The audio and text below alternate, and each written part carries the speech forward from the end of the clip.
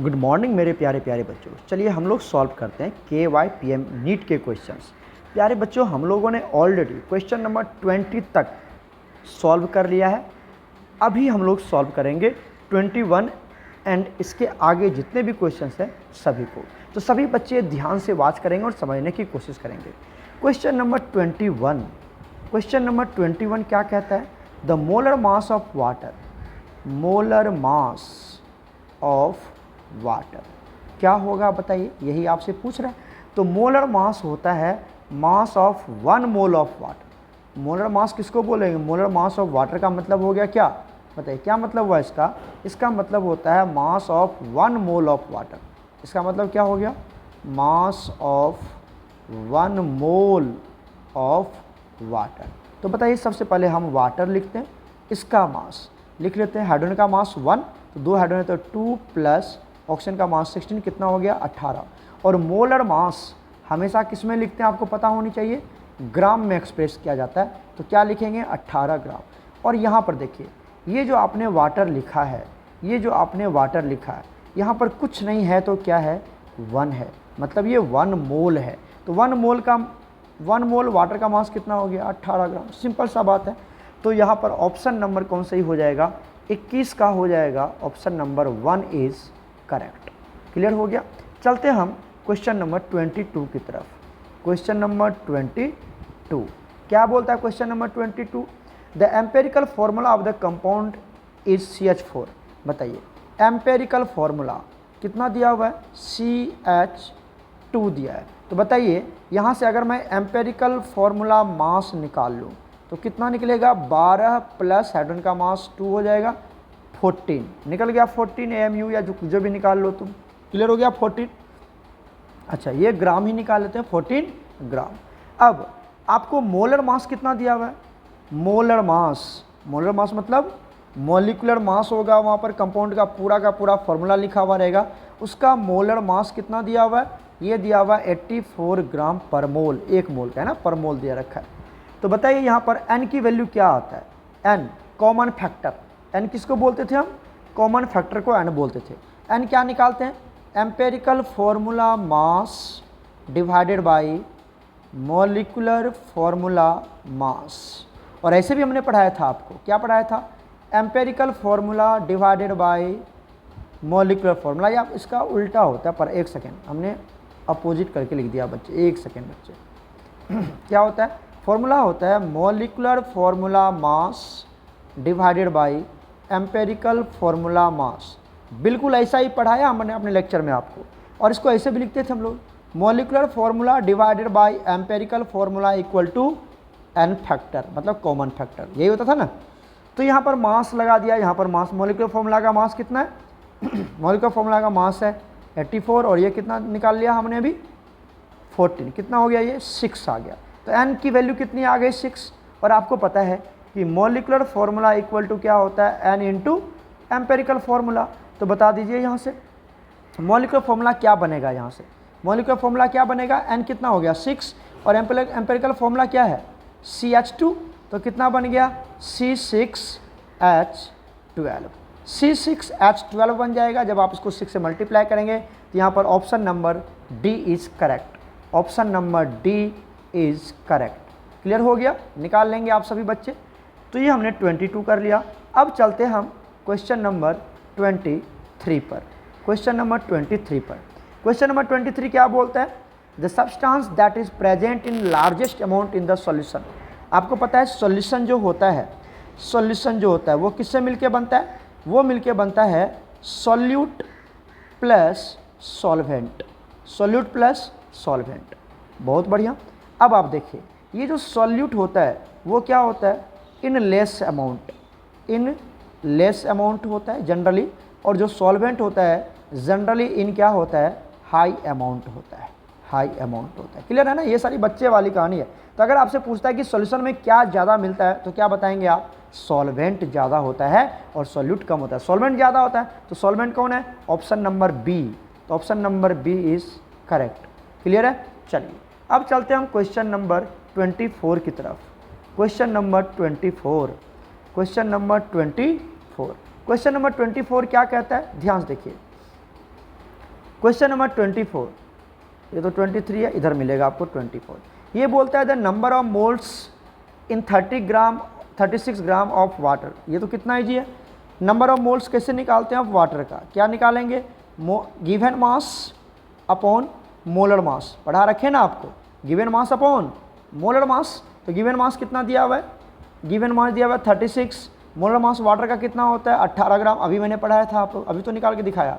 कितना हो जाएगा यहाँ से 2 मोल्स हो जाएगा। तो 2 मोल्स का है ऑप्शन नंबर बी, यहाँ पर क्या हो जाएगा, option number B is correct, option number B is correct. 24 का बी ऑप्शन हो जाएगा। क्लियर है। अब चलते हैं हम क्वेश्चन नंबर 25 की तरफ। क्वेश्चन नंबर 25 सब बच्चे को समझ में आ रहा होगा। देखिए बहुत ईजी क्वेश्चन है।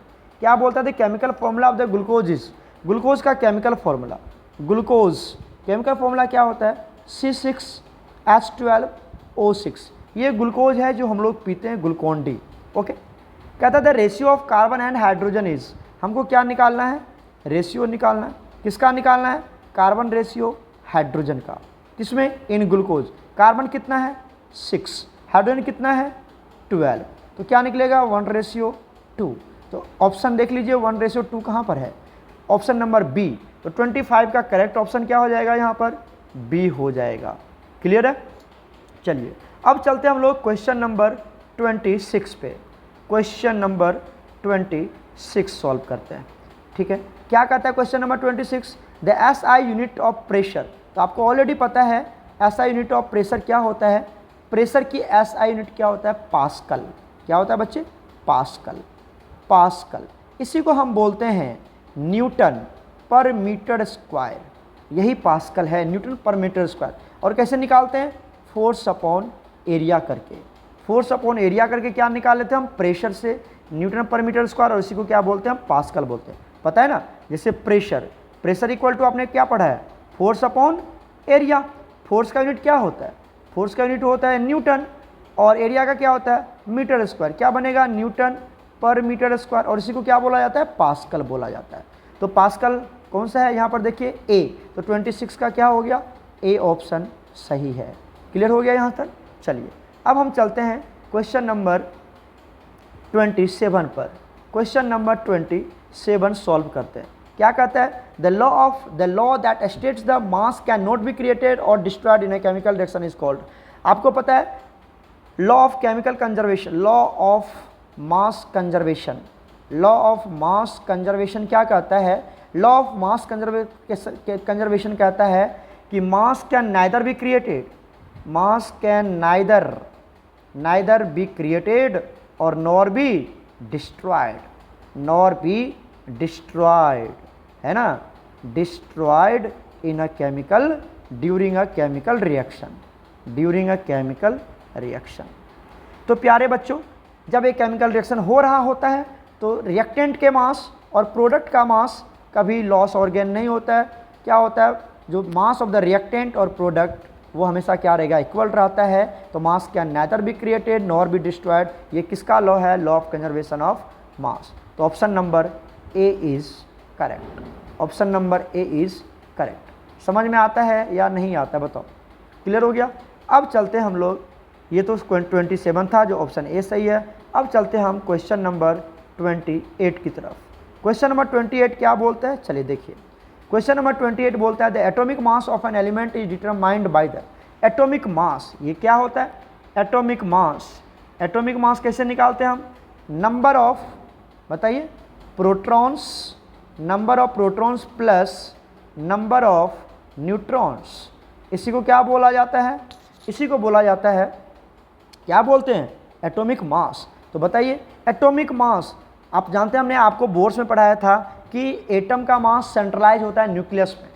मास of an atom is centralise concentrated in the nucleus, और न्यूक्लियस में कौन होता है, प्रोटॉन एंड न्यूट्रॉन्स होते हैं। तो ये सेंटर न्यूक्लियस में होता है, सेंटर में होता है प्रोटॉन एंड न्यूट्रॉन, इसी को जोड़ दोगे तो मास नंबर, एटॉमिक मास निकल जाएगा या मास नंबर। तो option number proton and neutron कहाँ पर है, ए में है। तो option number A is correct. Clear हो गया। अब चलते हैं हम यहाँ से next question, question number 29 solve करते हैं। Question number 29। तो देखिए क्वेश्चन नंबर 29 क्या कहता है, the chemical formula of hydrochloric acid is HCl। पता है HCl हमारे पास होता है हाइड्रोक्लोरिक एसिड का फॉर्मूला।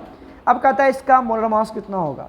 मोलर मास किस में निकालते हैं, ग्राम में पर मोल में, तो सब ग्राम पर मोल ही दिया रखा है। तो हाइड्रोजन का मास कितना होता है 1 प्लस क्लोरीन का मास कितना होता है 35.5 और ये आगे क्या लगा देंगे ग्राम, तो क्या निकल गया आपका 36.5 ग्राम। तो देख लीजिए कौन सा ऑप्शन है, यहाँ पर आपको मिल जाएगा option A.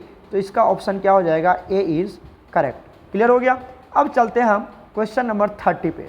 Question number 30, question number 30 क्या कहता है, सभी बच्चे ध्यान से सुनते जाइए, बहुत इजी क्वेश्चन है। क्वेश्चन नंबर 30 बोलता है which of the following is an example of chemical change. Chemical change किसको बोलते हैं, एक होता है हमारे पास केमिकल चेंज, राइट, दूसरा होता है physical change. Physical change, chemical change किसको बोलते हैं, केमिकल चेंज में और फिजिकल चेंज में क्या रिलेशन है। देखिए केमिकल चेंज में क्या होता है कि जो शुरू वाला मैटर था फिर से आप उसको रिगेन नहीं कर सकते हो, मतलब ऑब्जेक्ट, ऑब्जेक्ट ध्यान से देखिए, ऑब्जेक्ट, एक सेकेंड,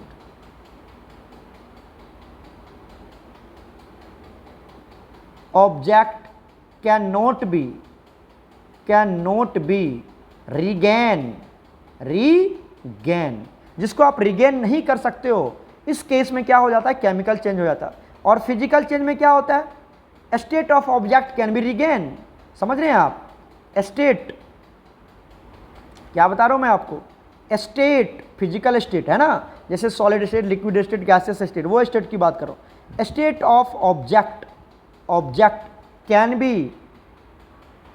बी रिगेन, फिर से आप उसको क्या कर सकते हैं, वापस कर सकते हैं, उसको बोला जाता है फिजिकल चेंज। क्या बोला जाता है, फिजिकल चेंज बोला जाता है। तो हमें क्या पूछ रहा है, क्वेश्चन नंबर कौन सा है हमारा 30 है। क्वेश्चन नंबर 30 में क्या पूछ रहा है, देखिए ध्यान से, ये पूछ रहा है which of the following is an example of chemical change. Chemical change मतलब जिसको आप फिर से रिगेन नहीं कर सकते हो। फ्रीजिंग ऑफ वाटर, तो अगर वाटर फ्रीज हो गया तो सॉलिड बन गया, फिर से आप उसको वाटर बना सकते हो। Boiling of water, water boil हो रहा है तो वेपर बनेगा, फिर से वेपर को कूल कर लो तो वाटर बन जाएगा। Melting of butter, butter melt हो रहा है, फिर से उसको कूल कर लो फ्रिज में डाल के, फिर से बटर बन जाएगा सॉलिड स्टेट में। लेकिन बर्निंग ऑफ पेपर, एक बार जो पेपर जल गया उससे फिर आप पेपर नहीं बना सकते। तो यहाँ पर कौन ऑप्शन आ जाएगा, C. Option C is burning of paper. Burning of paper is the correct option of chemical change. तो C option is chemical change को रिप्रेजेंट करता है। क्लियर हो गया। चलिए अब हम चलते हैं क्वेश्चन नंबर 31 की तरफ। क्वेश्चन नंबर 31, क्वेश्चन नंबर 31 क्या कहता है, the modern periodic table is based on the arrangement of element according to. आपको तो पता है मॉडर्न पेरियोडिक टेबल किसके ऊपर बेस्ड है, एटॉमिक नंबर के ऊपर बेस्ड है, एटॉमिक नंबर के ऊपर है ना बेस्ड। याद है आपको, हमने आपको पढ़ा रखा है, सबसे पहला पढ़ाया था डोबेर्नियर्स। क्या पढ़ाया था, डोबेर्नियर्स। किस पर बेस्ड था बताओ, एटॉमिक मास पर। किस पर बेस्ड था, एटॉमिक मास। उसके बाद हमने बात करी थी किसकी, डोबेर्नियर्स के बाद न्यूलैंड्स की बात करी थी, न्यूलैंड्स ऑक्टेव्स रूल, याद है, ये भी एटॉमिक मास पर बेस्ड था। उसके बाद हमने बात करी थी किसकी, मेंडलीफ की, मेंडलीफ ये भी किस पे बेस्ड था, एटॉमिक मास पर। बस इस तीनों के अलावा ये तीनों बेस्ड था एटॉमिक मास को, फंडामेंटल प्रॉपर्टी बता रहा था। बट जो हमारा मॉडर्न पेरियोडिक टेबल है वो एटॉमिक नंबर पर बेस्ड है। तो एटॉमिक नंबर ऑप्शन कौन है यहाँ पर, ए। तो option A is correct. Modern periodic table is based on atomic number. अब आ जाते हैं हम 32 पर। क्वेश्चन नंबर 32 की बात करते हैं। क्वेश्चन नंबर 32, तो चलिए क्वेश्चन नंबर 32 क्या बोलता है, element in the same group in the periodic table have the same similar property. क्या होगी, तो आपको याद होनी चाहिए, अगर एक ग्रुप में मान लीजिए हमारे ग्रुप 17 है ना, इसमें फ्लोरीन, क्लोरीन, ब्रोमीन, आयोडीन ये सब आता है, इस सभी की क्या बराबर होगी, क्या सिमिलर होगी, क्या सिमिलर होगी, तो केमिकल प्रॉपर्टीज सिमिलर होगी। क्या प्रॉपर्टी होगी इसकी, केमिकल प्रॉपर्टीज क्या होती है यहाँ पर, सिमिलर होती है। तो ऑप्शन कौन सा हो जाएगा यहाँ पर, डी ऑप्शन सही है, ऑप्शन डी। अगर एक ग्रुप में जितने भी एलिमेंट्स हैं उस सारे एलिमेंट्स की केमिकल प्रॉपर्टी सेम होगी। जैसे ग्रुप 1 की बात करें, हम किसकी बात कर लेते हैं, सपोज दैट हम बात कर लेते हैं ग्रुप 1 की। तो बताइए ग्रुप 1 में कौन सा एलिमेंट्स आता है, ग्रुप 1 में आता है हाय, लीना, करो, रब से फरियाद। तो ये जितने भी एलिमेंट्स हैं सारे की केमिकल प्रॉपर्टी सेम होगी। तो कौन सा होगा यहाँ पर 31 का? 32 का क्या हो जाएगा? डी। और डी में कौन सा ऑप्शन है? Chemical properties. चलिए हम चलते हैं क्वेश्चन नंबर 33 की बात करते हैं।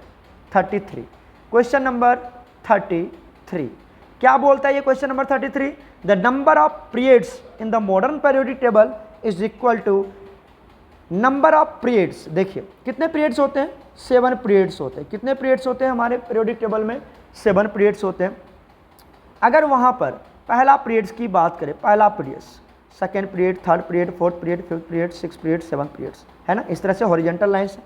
तो आप देखेंगे कि जो वैलेंस इलेक्ट्रॉन में इलेक्ट्रॉन होता है, वैलेंस सेल में जो लास्ट सेल होता है उसको वैलेंस सेल बोला जाता है। वैलेंस सेल में 1 इलेक्ट्रॉन हो सकता है, 2 हो सकता है, 3 हो सकता है, 4 हो सकता है, 5 हो सकता है, 6 हो सकता है, 7 हो सकता है, यही हो सकता है ना। तो किसके बराबर होगा? नंबर ऑफ वैलेंस इलेक्ट्रॉन के बराबर होगा। कितने ग्रुप्स हैं, कितने पीरियड्स है बताओ? 7 पीरियड्स है, 7 पीरियड्स है। और कितने वैलेंस इलेक्ट्रॉन हो सकता है किसी भी एटम का? 7 तक वैलेंस इलेक्ट्रॉन हो सकता है। 8 भी होता है, ग्रुप 18 में 8 वैलेंस इलेक्ट्रॉन होते हैं, उसको 0 ग्रुप बोल देते हैं हम लोग, ठीक है। बट आप जनरली समझिए, कभी वैलेंस इलेक्ट्रॉन में 1, वैलेंस सेल में 1 इलेक्ट्रॉन होगा, वैलेंस सेल में 2 इलेक्ट्रॉन होंगे, कभी वैलेंस सेल आता है लास्ट सेल, वैलेंस सेल को लास्ट सेल बोलते हैं, लास्ट सेल में कभी 1 इलेक्ट्रॉन, कभी 2 इलेक्ट्रॉन, 3, 4, 5, 6, 7, 8 भी हो सकता है, इस तरह से। तो हमारा करेक्ट ऑप्शन कौन हो जाएगा? सी। मतलब जो पीरियोडिक टेबल में ये हमारा पीरियड्स है वो किसके अलोंग हो, किसके अकॉर्डिंग पर बेस्ड है? ये नंबर ऑफ वैलेंस इलेक्ट्रॉन पे बेस्ड है। तो option C is correct. Clear हो गया? अब आ जाता है हमारे पास यहाँ पर क्वेश्चन नंबर हम सॉल्व कर लेते हैं 34। क्वेश्चन नंबर 34, ठीक है। चलिए क्वेश्चन नंबर 34 की बात कर लेते हैं। क्या बोलता है? Which of the following is an example of physical change. अब फिजिकल चेंज का एग्जाम्पल क्या होगा? फिजिकल चेंज मतलब जिसको आप बार बार रिगेन कर सकते हो, है ना। रस्टिंग ऑफ आयरन, आयरन पे जंग लग गया, आयरन पे जंग लग गया, क्या आप उसको फिर से आयरन बना सकते हो? वो तो धीरे धीरे बर्बाद होता चला जाएगा आयरन। बर्निंग ऑफ पेपर, जो जल गया फिर से वापस नहीं कर पाएंगे। कुकिंग ऑफ एग्स, एग्स को आप क्या कर रहे हो? बॉयल कर रहे हो, तो क्या फिर से आप उस एग में वापस ला पाओगे? नहीं ला पाओगे उसको। तो यहाँ पर क्या होगा? फ्रीजिंग ऑफ वाटर, वाटर को फ्रीज कर दिया, फिर से वाटर बना लो। तो ऑप्शन सी इज करेक्ट। तो 34 का क्या हो जाएगा? सी ऑप्शन हो जाएगा। एकदम बच्चे वाली क्वेश्चन है, यहाँ पर क्या लिखूँ मैं, एकदम बच्चे वाली क्वेश्चन है। क्वेश्चन नंबर 35 की बात कर लेते हैं। क्वेश्चन नंबर 35 क्या बोलता है? The element located in the right side of the fluorine in the periodic table. बताइए, इधर जब आप मूव करेंगे, ठीक है, तो इसको बोलते हैं, इधर जो आता है वो आता है राइट साइड। क्या आता है? Right side. और इधर क्या बोल देते हैं हम? Left side. अब आता है फ्लोरीन, फ्लोरीन के बाद अब बताइए, ग्रुप 17 में आता है फ्लोरीन, क्लोरीन, ब्रोमीन, आयोडीन। और एक और ग्रुप होता है ग्रुप 18, जिसमें क्या आता है? हीलियम, नियोन, आर्गन, क्रिप्टन, जेनन, मतलब इनर्ट गैस आता है। तो ये राइट साइड, मतलब फ्लोरीन के राइट साइड में कौन मिलेगा आपको? कोई भी इनर्ट गैस का देख लीजिए यहाँ पर कौन सा ऑप्शन दिया हुआ है, कौन सा ऑप्शन दिया हुआ है यहाँ पर इनर्ट गैस का? बताइए। और क्लोरीन तो होगा नहीं, ऑक्सीजन तो होगा नहीं, नियोन तो, नियोन और सोडियम, सोडियम भी नहीं हुआ, नियोन होंगे, नियोन होंगे नहीं, यहाँ पे देखिए नियोन। तो option number C is correct. क्या हो जाएगा यहाँ पर? Option number C is correct. Inert gas का कोई भी एलिमेंट्स आ जाएगा फ्लोरीन के राइट साइड में, ठीक है। क्लियर हो गया यहाँ तक? अब चलते हैं हम लोग नेक्स्ट क्वेश्चन पर। क्वेश्चन नंबर 35 तो हो चुका है, हम चलते हैं क्वेश्चन नंबर 36 पर। क्वेश्चन नंबर 36 क्या बोलता है? क्वेश्चन नंबर 36 सेक्शन बी में देखिए क्या है? The most reactive metal among the following. Most reactive metal जो ग्रुप 1 के मेटल होते हैं, और ग्रुप 1 से लेकर के कहाँ तक होता है बताइए? ग्रुप 18 तक होता है। जब हम किधर क्या मूव करते हैं? From left to right move करते हैं, तो इस तरह से हमें मिल जाता है। तो ग्रुप 1 में कौन कौन सा एलिमेंट आता है? ऑलरेडी पता है आपको, हाई, लीना, है ना, करो रब से फरियाद, करो रब से फरियाद। तो इसके जो एलिमेंट्स कोई भी देख लीजिए यहाँ पर है। कौन सा एलिमेंट है? 36 में सोडियम मिल गया आपको, तो सोडियम यहाँ पर मिल गया। ये हाईली रिएक्टिव, यहाँ पर रिएक्टिविटी क्या होता है? हाई, वेरी हाई रिएक्टिव होते हैं, और धीरे धीरे रिएक्टिविटी डिक्रीज कर जाता है। तो ग्रुप 1 के मेटल हाईली रिएक्टिव होते हैं, याद रखिएगा। ग्रुप 2 से ज़्यादा रिएक्टिव ग्रुप 1 होते हैं। तो ग्रुप 1 के हाईली रिएक्टिव है, जो सोडियम ऑप्शन में है। तो यहाँ पर ऑप्शन कौन हो जाएगा हमारा? ए। 36 का ऑप्शन क्या हो जाएगा? A. Sodium is more reactive. Clear हो गया? अब चलते हैं हम क्वेश्चन नंबर 37 की बात करते हैं।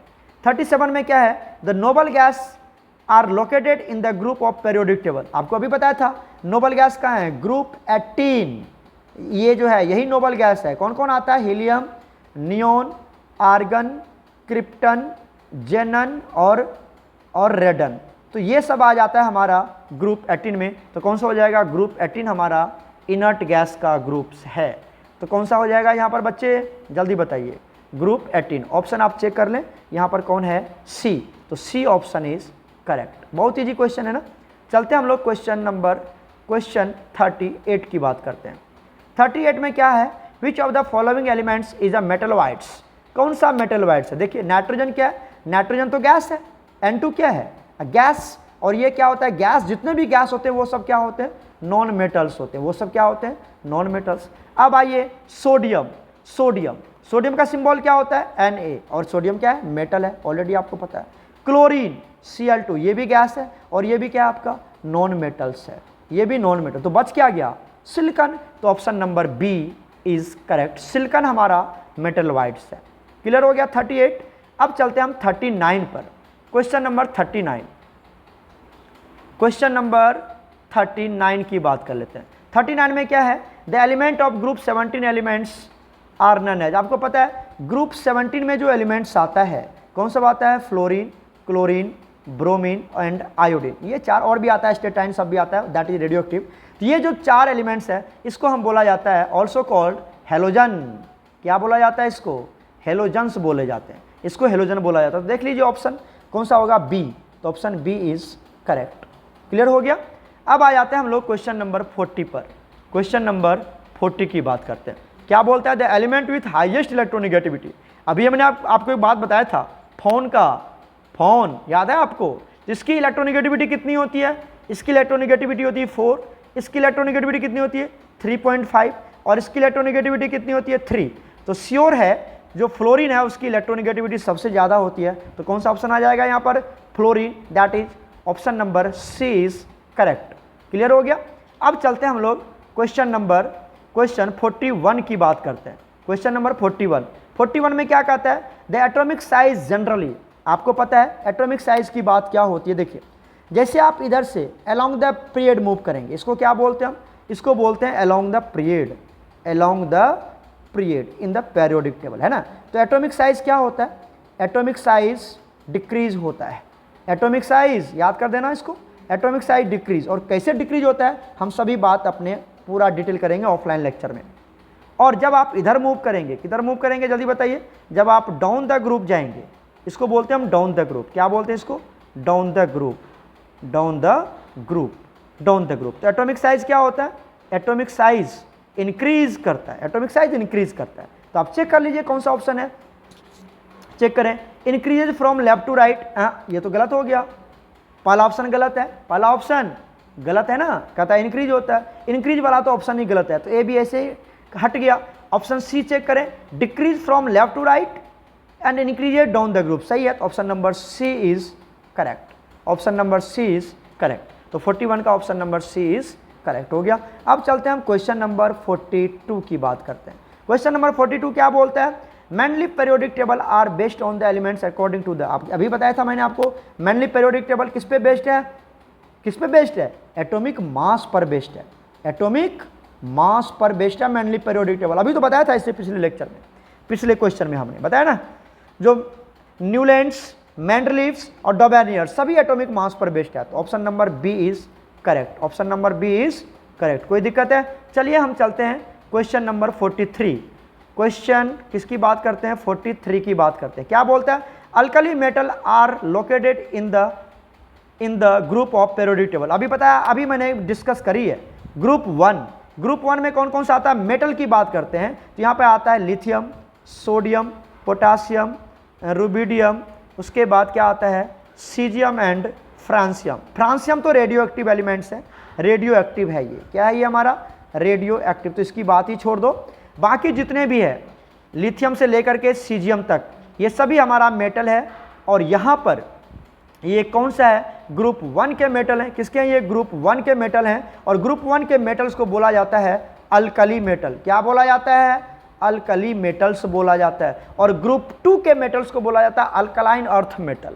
है ना। तो ग्रुप 1 को क्या बोला जाता है, अल्कली मेटल। तो चेक करें, ग्रुप 1 आ जाएगा। अल्कली मेटल किस में आ जाता है, ग्रुप 1 में। तो ऑप्शन ए इज करेक्ट। 41 का क्या करेक्ट होगा यहाँ पर, ए इज करेक्ट। क्लियर है, क्लियर है। चलिए अब चलते हैं हम लोग 44 पर। क्वेश्चन नंबर 44 की बात करते हैं। चलिए क्वेश्चन नंबर 44,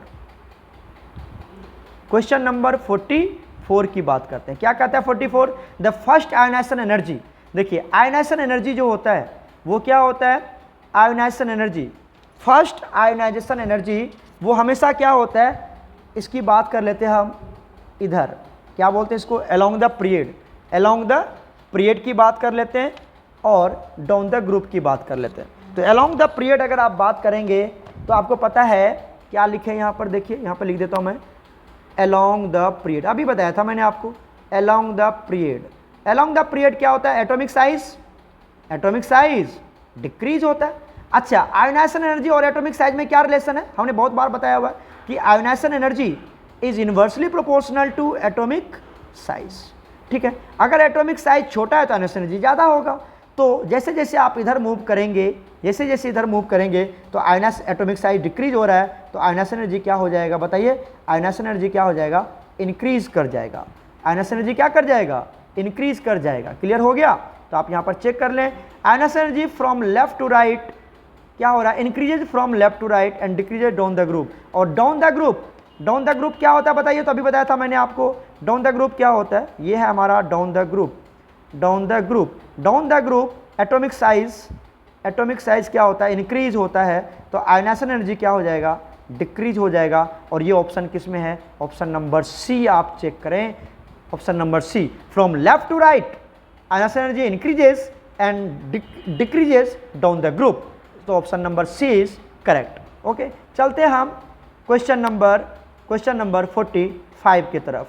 क्या बोलता है question number 45, the most reactive non metals, वही बात हो गई ना। अब फ्लोरीन, ऑक्सीजन, नाइट्रोजन, ये तीनों नॉन रिएक्टिव, सॉरी क्या है, नॉन मेटल्स है। ये तीनों क्या है, नॉन मेटल्स है। फ्लोरीन भी गैस है, ऑक्सीजन भी गैस है, नाइट्रोजन भी गैस है, तीनों क्या हमारे पास गैसेस है, तो नॉन मेटल्स है। और नॉन मेटल्स में सबसे ज़्यादा हाईली रिएक्टिव कौन है, कौन ज़्यादा हाईली रिएक्टिव, अभी तो बताया था फ्लोरीन। तो option number C is correct, option number C is correct. Clear हो गया। अब चलते हैं हम क्वेश्चन नंबर 46 की तरफ।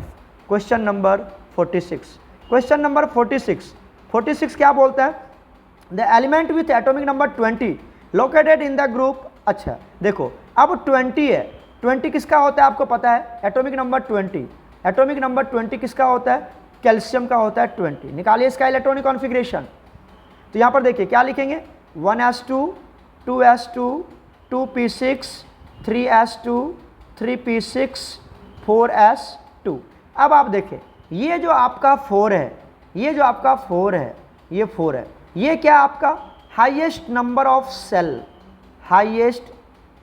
हाईएस्ट नंबर ऑफ सेल, और इसी को क्या बोलते हैं हम, ऑर्बिट बोलते हैं। हाईएस्ट नंबर ऑफ सेल है या ऑर्बिट है, और हाईएस्ट नंबर ऑफ सेल जो होता है वही दे देता है आपको पीरियड नंबर। क्या दे देता है, पीरियड नंबर। तो 4th पीरियड हो गया, 1 भी है लेकिन ये हाईएस्ट नहीं है, 2 भी है लेकिन ये हाईएस्ट नहीं है। हाईएस्ट नंबर ऑफ सेल क्या दे देगा आपको, पीरियड नंबर। तो 4th पीरियड में बिलोंग करता है। उसके बाद ये जो इसका वैलेंस इलेक्ट्रॉन है, एस में अगर 1 इलेक्ट्रॉन होगा तो ग्रुप 1 को बिलोंग करता है, और एस में अगर 2 इलेक्ट्रॉन्स होंगे तो वो ग्रुप 2 से बिलोंग करेगा। तो बताइए पीरियड नंबर क्या हो गया, पीरियड नंबर हो गया कौन सा, 4, और ग्रुप नंबर क्या हो गया, ग्रुप नंबर हो गया 2, क्योंकि वैलेंस इलेक्ट्रॉन 2 है। अगर वैलेंस इलेक्ट्रॉन 1 होगा तो ग्रुप 1 का हो जाएगा। तो ये आप चेक कर लें कौन सा होगा। तो यहाँ पर आपको option number B is correct, option number B is correct. इस तरह से हम किसी भी एलिमेंट्स का ग्रुप निकालते हैं, ग्रुप नंबर निकालते हैं और पीरियड नंबर निकालते हैं। ओके, चलते हैं हम क्वेश्चन नंबर 47 पर। क्वेश्चन नंबर 47 क्या बोलता है, सभी बच्चे ध्यान देखिए। क्या बोलता है, SI यूनिट फॉर टेम्परेचर। ये तो इतना ईजी है, टेम्परेचर का SI यूनिट क्या होता है, केल्विन होता है। इससे इजी क्वेश्चन क्या हो सकता है, तो option number A is correct, option number A is correct. अब आ जाते हैं हम क्वेश्चन नंबर 48 पर। क्वेश्चन नंबर 48 क्या बोलता है, विच, देखिए 48 बोलता है which states of matter has definite volume but not definite shape. देखिए अगर आपने 1 लीटर पानी ले लिया, 1 लीटर वाटर ले लिया आपने। अब आपकी वॉल्यूम तो आपकी 1 लीटर ही होगी।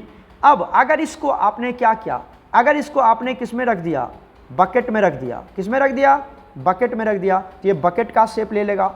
अगर आपने इसको किस में रख दिया, एक बोतल में रख दिया, किस में रख दिया आपने, एक बोतल में रख दिया, तो ये बोतल का शेप ले लेगा। तो शेप इसका अलग अलग हो सकता है, बट वॉल्यूम क्या होगा, इसका फिक्स होगा।